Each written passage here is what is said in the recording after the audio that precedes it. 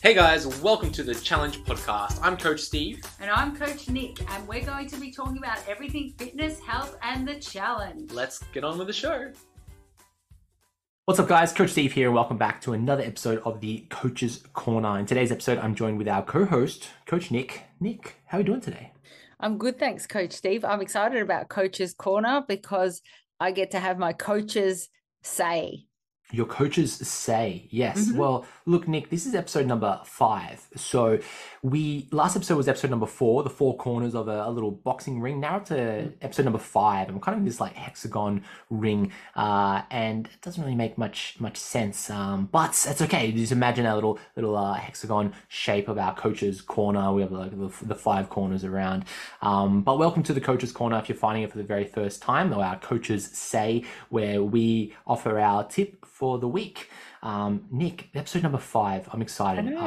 Let us know. Let's kick us off. We're in the red corner with Coach Nick. What advice do you have for us this week? Well, hi, everybody. I want to chat to you because we're starting the challenge. It's a good time when we're starting the challenge to chat a little bit about our goals, and not just talk about goals, because we always talk about goals. But I want to break these goals down into sustainable fitness goals versus maybe what is unsustainable. So I'll just quickly also talk about in here the meal plan. Just say we gave you absolutely everything and we said you have to eat this and you have to eat that. It may not necessarily even be relevant to you, firstly, because that would be way more cookie cutter than what we do. But even if you stuck to that, you wouldn't learn this thing that you need to learn only once if you haven't learned it, which is all about the nutritional building blocks, which I tend to rave on about a lot. I'm going to become a nutritional building block soon, but that actual learning process that you go through is what is going to sustain you throughout life, beyond the challenge, beyond anything that you do, into the supermarket, into restaurants, into family gatherings. That knowledge is a sustainable goal. So I would say, just say that you find everything daunting, which of course, if it's your first time doing something like this, I would say your one goal could be, let me get my head around how food works. If you walk away from the challenge with just that, I will cry with happiness. That will make me so happy. That's a sustainable goal that then you can pass on to others, and the chain continues. But anyway, I digress a little bit. So what is a sustainable fitness goal? It is a goal that is realistic and achievable within a reasonable time frame. So let's talk about the 12 weeks. So that's a reasonable time frame to achieve something realistic, also taking into account factors such as your age. Well, I mean, look, honestly, I put that in there, but who cares about age? Because we know that, like, I'm a strong beast at my age, so whatever. But yeah, health and your lifestyle, your work, your environment. What is it that might be some limiting factors for you? So we don't all have 24 hours to spend in the gym or to recover or to do saunas and other things like that. So we have to be realistic as to what we can achieve. So I think some sustainable goals, if you're not already doing them within the challenge, could be increasing your physical activity, reducing the time that you're just sitting around doing nothing. So that's sort of the same. And improving your overall health markers. So that could be something just to look at. So just things like improving your quality of sleep, improving your stress levels. You might be able to get to sleep better.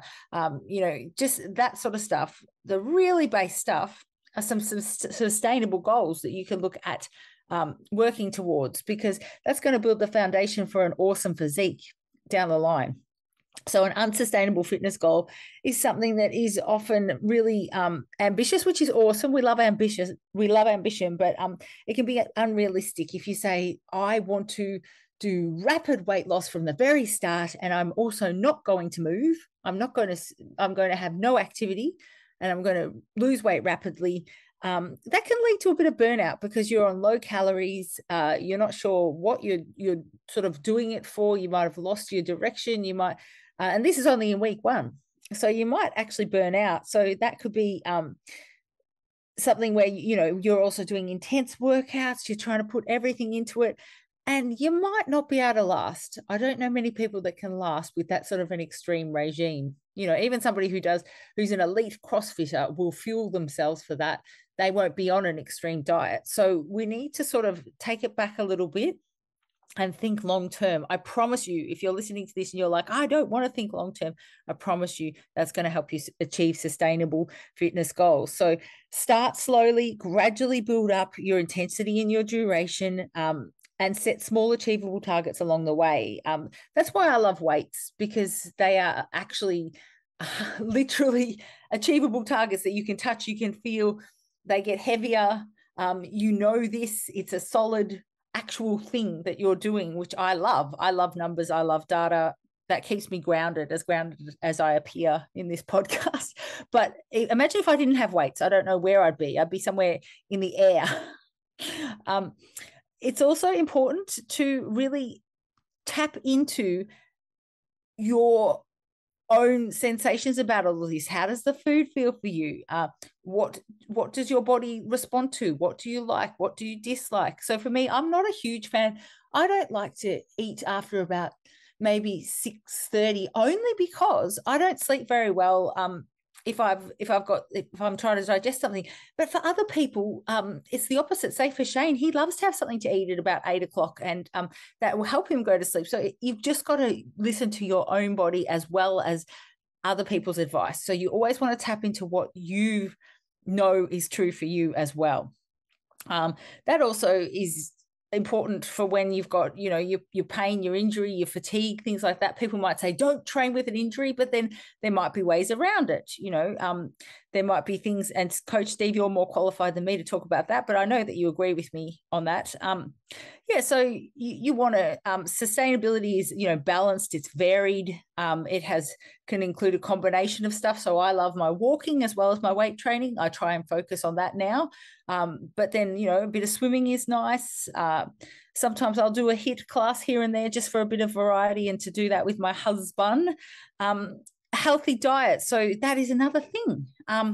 As we do speak about, nutritious diet is something that really I would love to think can be sustainable. I don't want people to think you're on this for 12 weeks and then you're going to cut loose. Of course you can have things, but try and incorporate them as you go, so then they don't become this thing that you can suddenly spend all your energy worrying about and put yourself backwards.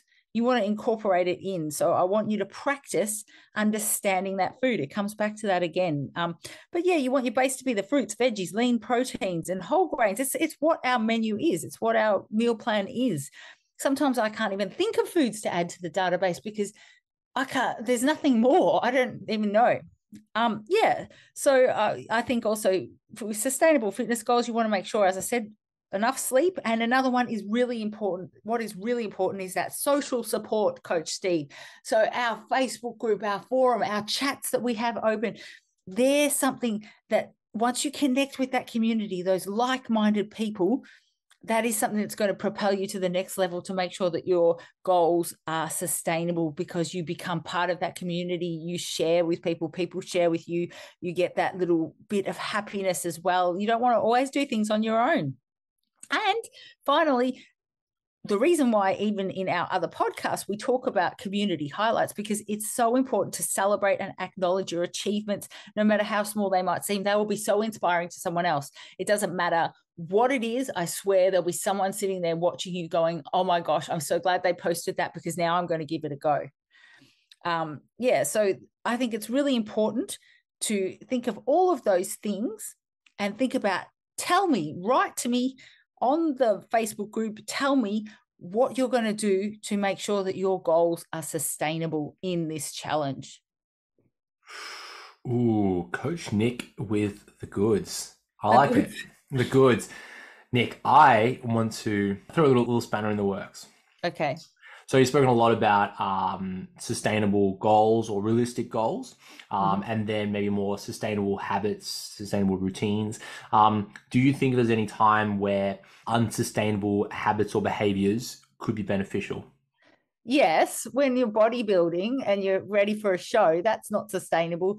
And that's something that there's that get in, get out. So if you're if we're talking to pointy end people in the challenge that want to win the competition, if you want to get super, super lean, if you're training for any extreme competition, that is probably unsustainable behavior long term. But I don't reckon I'm talking to those people, because I reckon to get to the elite level, you need to have your habits sorted.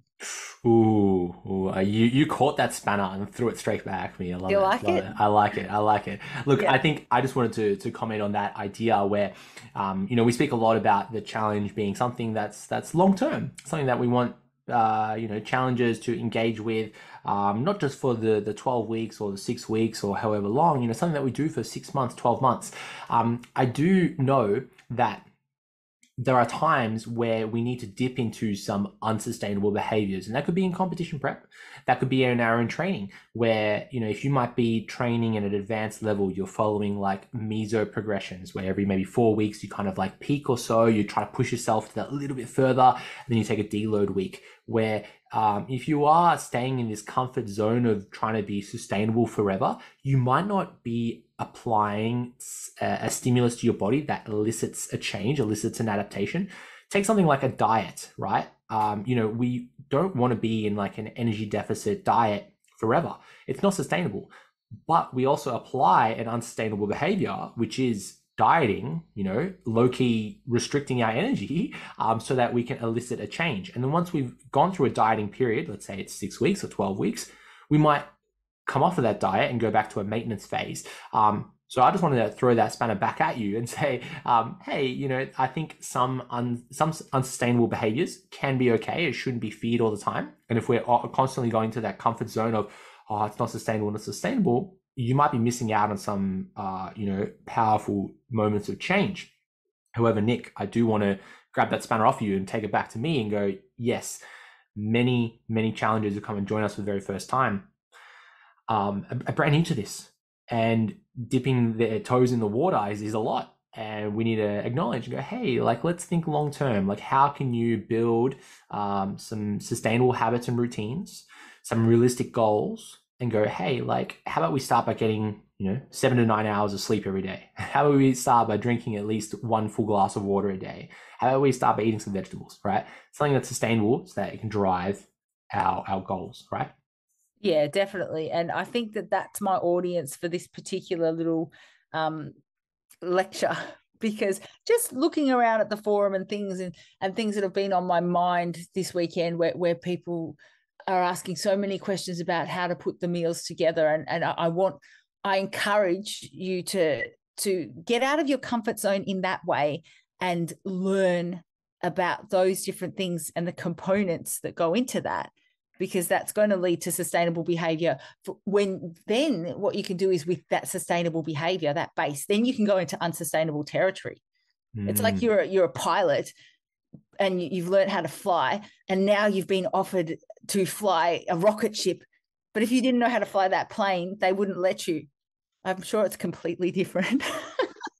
I'll have to ask my brother. He's a pilot. So shout out to Dario. I'll ask him if it's the same. Yeah, I think an analogy people can relate with, maybe like a car, right? You might start probably off better than a rocket ship. Yeah. You start off by, maybe driving with the learner's plate on. We spoke about that in the Challenge Weekly show a few days ago. You might start off with your learner's plates on, and then one day you might be on a racetrack or you're going a little bit faster. A similar idea. So I think the important thing is understanding where the sustainability realistic barrier lies.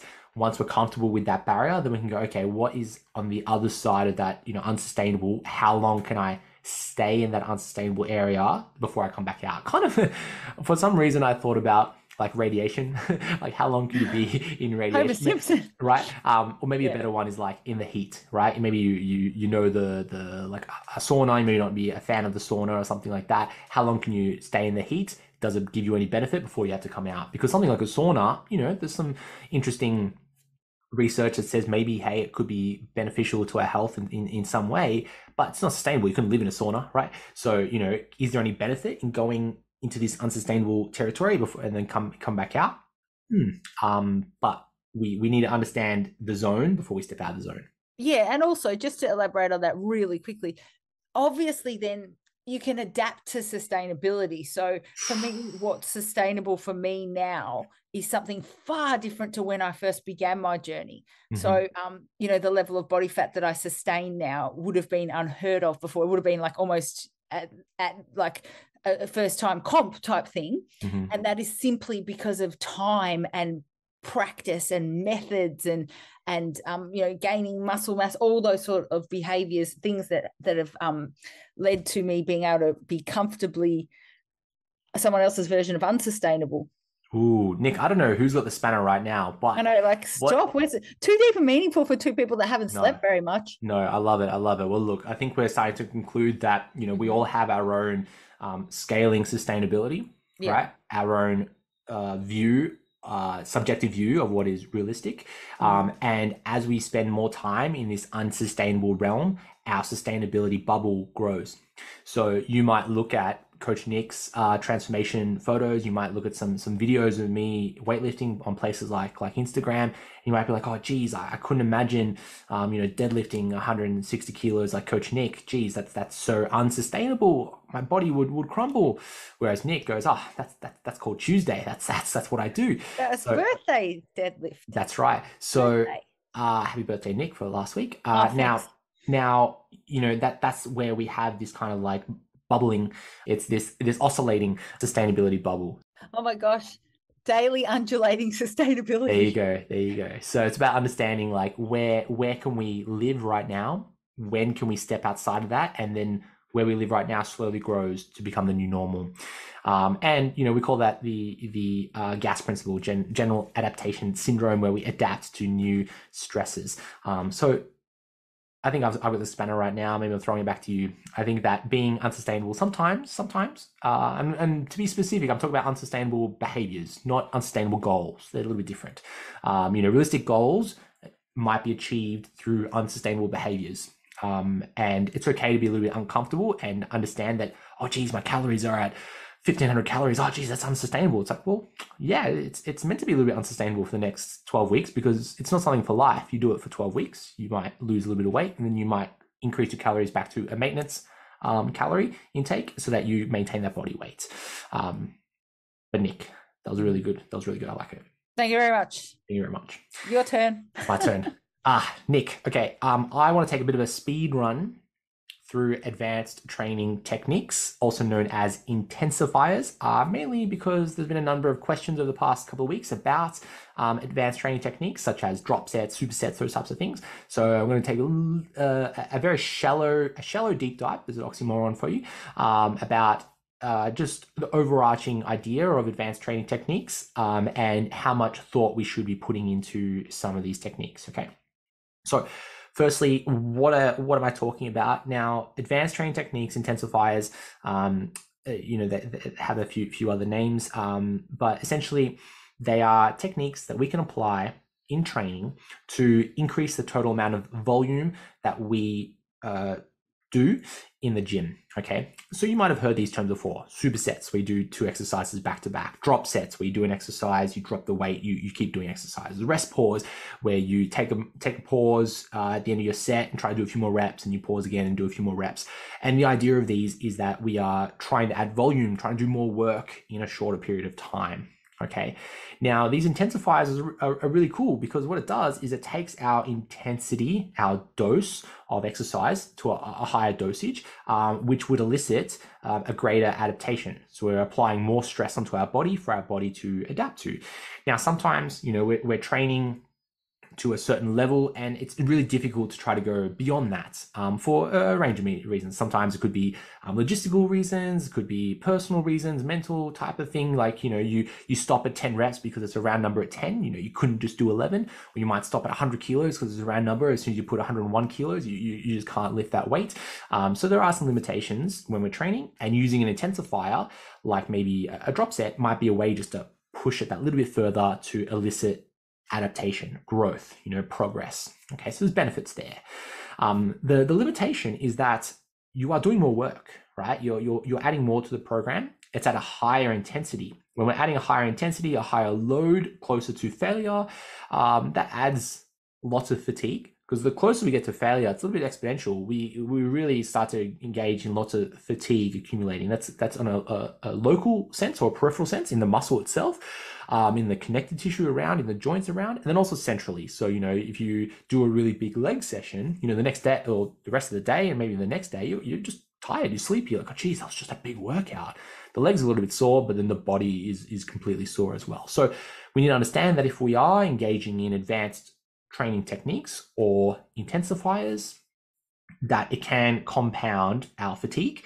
We start needing to really manage our fatigues, that we're not kind of in this realm of overtraining where it's limiting.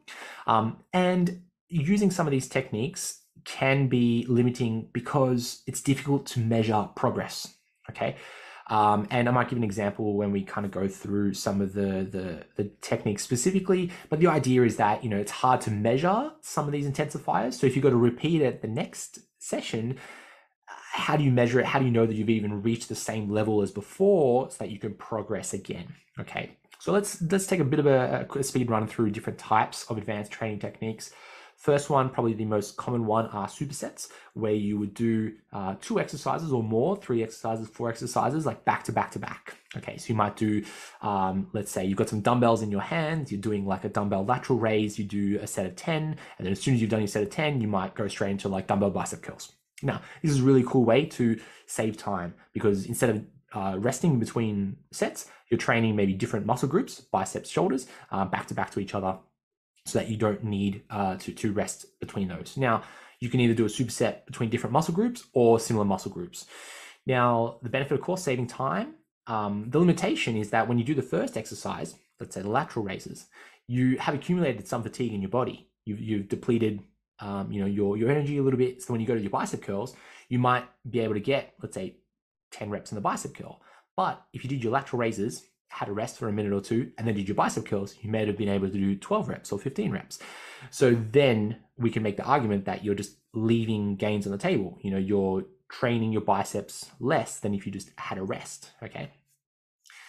Next, we have things like drop sets. Drop sets, using, let's say, a bicep curl as an example, you might grab the 10 kilo dumbbells, you do 10 reps of a bicep curl, then you drop or put down the dumbbells, and then you grab a 5 kilo dumbbell and you do another 10 reps. So you've dropped the weight so that you can do more reps.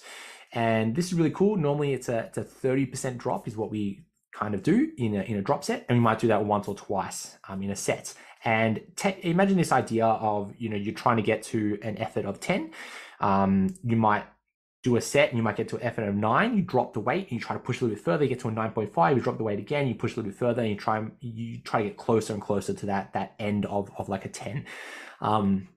And again, this is a really great way to add volume in a time efficient way. However, it really drastically ramps up the fatigue. And what tends to happen in drop sets is, in the first set, if you're doing a dumbbell bicep curl, you do 10 repetitions. Then you drop the weight to 5 kilos and you do another 10 repetitions. But you did that because the drop set is coming up. So what you could have done is just did 12 reps at 10 kilos on a dumbbell curl rather than 10 reps, and then try to save yourself to do the drop set. So this can be a form of what I call pseudo progression or fake progression, where you think, I'm going to do the drop set, and you kind of restrict the first set because the drop set is coming. Same as superset. You restrict the first set because the second set is coming, when you may benefit from just doing one complete set, taking it close to failure. You might get 12 reps or 13 reps, and then you go through a process of straight sets where you just do the next set, and then you have a rest and do the next set. So drop sets. Next would be rest pause sets, or myo reps. And rest pause set is this idea where you might, again, maybe bicep curl, for example, you do 10 repetitions, you rest for 1, 2, 3, 4, 5 seconds, and then you do a few more reps. You might be able to get like 3 or 4 reps, you pause again, and you do a few more reps. Rest pause, kind of similar to drop sets, but you're not dropping the weight. This can work really nicely in, let's say, machines. I don't know, you've got like a leg extension situation going. You've got the leg extension set up, you do 10 repetitions, you reach close to failure, you pause for 3 or 4 seconds, take a few deep breaths in, and then you try to do a few more reps, and you do that 3 or 4 times. Again, taking yourself really close to failure or absolute volition, where you can't move that weight anymore. Really high dose of stimulus, again, ramping up the fatigue. Okay. Next up, we've got this category of partial repetitions. So instead of doing a full rep, you do some partial rep. And that could be examples of things like eccentric focused, where you'd focus on the lengthening portion. So you might see people doing a bicep curl. They curl the dumbbell up to their shoulder, and then they're slowly lowering it down and focusing on the eccentric portion. Forced repetitions, you might use a partner or maybe your opposite hand. So you might force the weight up in a dumbbell curl, and you slowly focus on the eccentric down. So you're going beyond failure now. So if you do 10 repetitions of a bicep curl, then you get your gym bro or broette to help you lift the weight up, and you slowly lower it down. You're going beyond failure. Tempo would be this idea of slowing the weight down or focusing on how fast or slow you do the movement. Other ideas of partial reps, we've got pauses, where you can add a pause in a certain portion of the rep, and then also pulses. You might see it's gaining a little bit of popularity, things like, 1 1/4 repetitions and stuff like that. They're all under the umbrella of partial reps. Again, I think in terms of lifting weights, we want to be training with a maximal range of motion so that we can stimulate the muscle at its entire length, especially at the lengthened positions. And if we're spending lots of time in shortened ranges of motion, we might be leaving gains on the table. So instead of engaging with partial reps, you might benefit from just doing a few more full repetitions and taking yourself close to that technical failure.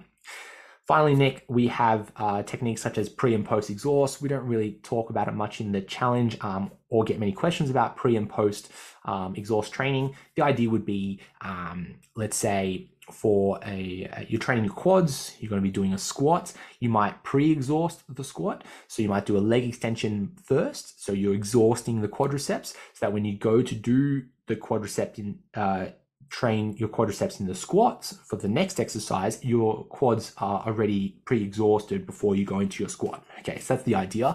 And then there's a post-exhaust as well, where you might do your squat, and then straight after that you step onto or sit into a leg extension machine, and you try to exhaust them after the fact. Very similar to a superset, but a little bit different idea. Now, Nick, you can kind of see where I'm going at with my little bit of bias thrown into these advanced training techniques, where I don't believe they are that advanced. I think that they are limiting in progress, and I think they are a bit more of a distraction than anything productive. So in most cases, we would benefit from straight sets, where we do our set, have a rest, do another set, have a rest, do another set, and then we finish that exercise, move on to the next exercise. Straight sets, focusing on taking that set close to a point of failure where we can't do any more repetitions, engaging with that muscle at a full range of motion, and then appreciating that if the next set we do fewer reps, we are confident that we have exhausted that muscle. Okay, this way we can accurately measure how many reps we did, what weight we did at a full range of motion, so that next time we go to train, we can clearly see where we've progressed. If we can't progress, instead of adding advanced training techniques or intensifiers, we're probably better off by just adding some more load to the bar, or doing another repetition, or adding another set in. So we're just increasing the actual variables of training rather than trying to change the training all up. Now, that's not saying that advanced techniques aren't useful in some ways or fun. Some techniques are really nice ways to get a pump or to feel the muscle, engage in that mind-muscle connection. And Nick, I'm sure you've engaged in things like supersets and drop sets before. They can be really nice if you add them into maybe the last set that you complete of a certain exercise, or maybe in the final week of your meso, in the 4 weeks of training, just so you can kind of add that little bit of a sprinkle, a little bit of salt bay onto the top of your training, but it shouldn't encompass your entire training environment is in engaging in these advanced training techniques. Nick, what do you think? I 100% agree. It brought up past training for me, where when I first started training, somebody taught me about pre-exhaustion. I didn't really get told what it was, but I was doing so much stuff like hamstring curls, other stuff before squatting, and I didn't know much back then, but I always used to think, why? Because now I literally am exhausted to go into the squat, and I don't think I'm going to be able to do as well as what I could. And then I proved my own point later on in my training career by just not doing that stuff, and I soared. So yeah, that's obviously anecdotal. That's just my own things, but I'm not I don't really like supersets either. I feel like I feel like it just feels rushed as well. It feels like to me that I just don't feel like I'm engaging with each exercise. I feel like training is my one thing where I tend to try and slow myself down and focus on the one thing. So for me, I'm not the hugest fan, but I understand from what you're saying that, there's pros and cons to everything. For me, I've had the most success just focusing on one thing at a time within my training. Yeah, I think you really nailed it there, where training takes a certain amount of focus while you're lifting. And if you are engaging in techniques that force you to rush it, or you're trying to rush your rest or distract yourself or engage in different techniques, like it can be distracting what you're trying to achieve. You're trying to achieve more volume. You're trying to achieve more weight on the bar or more repetitions or more control over the load. And if you are engaging in other ways to intensify it, you might be missing from the big rocks of intensifying it, just doing more, right? Or training at a higher just intensity. And I think some individuals who lean towards these advanced techniques simply don't know how to train hard in a straight set. And I mean that with empathy. If you're listening to this and you're like, oh, geez, no, Steve, you're a dickhead. No, I'm sorry. Like a bit of empathy. You may not know how to train to true failure, and you're trying to achieve that through advanced training techniques like a drop set, which can be fine, but you might face limitations moving forward, because how do you repeat that stimulus over and over again? If you're doing a drop set, you're doing 10 kilos, then you're dropping it to 5 kilos, you did 10 reps of 10 kilos, and then 5 reps of 5 kilos. What if you did 11 reps of 10 kilos, but then only 3 reps at 5 kilos? Is that an improvement, or is that, it gets tricky. How do you measure it and improve over time in something that you can actually control? And I think that's the big takeaway, is that, if you think of just those 3 numbers, how many sets did you do? How many reps did you do? What weight did you do? Increase those 3 numbers over time. Great, happy days. If you're trying to add in other things, it muddies the water. Yeah, and also, how you just said, tell you you're a dickhead. I would love people to write in and tell us that we're dickheads about this stuff that we're saying here. That'd be awesome, because that's our passion. We love talking about this stuff. So tell us if you have a different argument about that. That's something that we'd like to chat about. Really? Yeah. No, I'd definitely take on any healthy and constructive debate over these things. Banter over training will be fun. Let's do that. Let's get back to old school. Nick, look, let's wrap it up there for episode number 5 of the Coach's Corner. If you enjoyed this episode, let us know, and we'll catch you in the next one, episode number 6. Thank you, everybody. Thanks for tuning in, guys. If you like the show, share it with a friend. Or leave us a review on iTunes to spread the good word. See you next time.